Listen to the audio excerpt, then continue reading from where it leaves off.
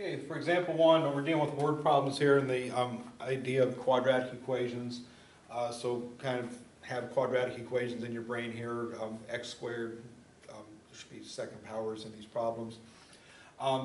One type of quadratic equation problem involves area of things, so all the area formulas that you've learned for all these figures are alive and well, so rectangles, triangles, circles, all those things that we've dealt with. So if they describe the area of anything, make sure you maybe draw a picture and kind of allow that to help you use the proper area formula. So, cross-sectional area of a rectangular duct must be 144 square inches. So, it's a rectangular duct.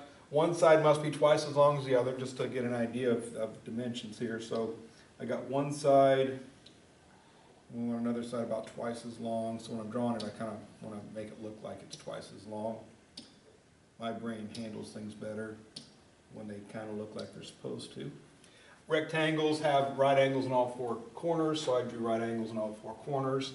I know the length is twice as long as the width, so if I just let the width be W, the length is twice that, so 2 times W.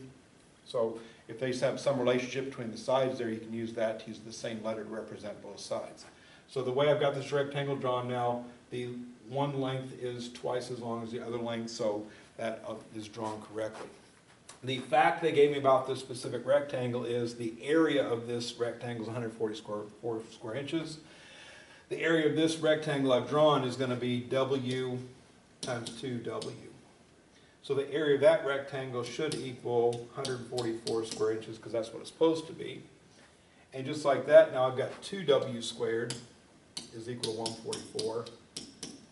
Which means W squared is equal to 72, divided by both sides by 2. To get W, now I have to divide, or I have to take the square root of 72. So this is a quadratic with no linear term. The easiest way to deal with that is to get the squared object equal to the number and then square root it. Now if you recall back in the other section, when we did that square root, we did a plus or minus in front of it, right? So we'll get back to the calculator here.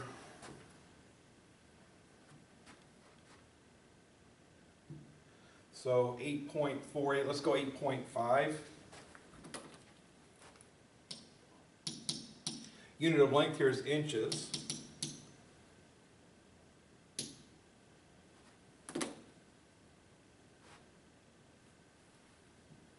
So plus or minus 8.5 inches, we're dealing with a geometric figure here, so part of the problem is to kind of have a sense of the type of answer we're supposed to get. In a geometry problem, we're expecting positive solutions for the side measures. So even though plus or minus 8.5 would be the square root of 72, we only want the positive square root. So find the length of each side. We're going to say W is equal to 8.5 inches. And 2W, if I double that, is going to be 17 inches. So 8.5 inches by 17 inches would be the dimensions of this rectangular duct.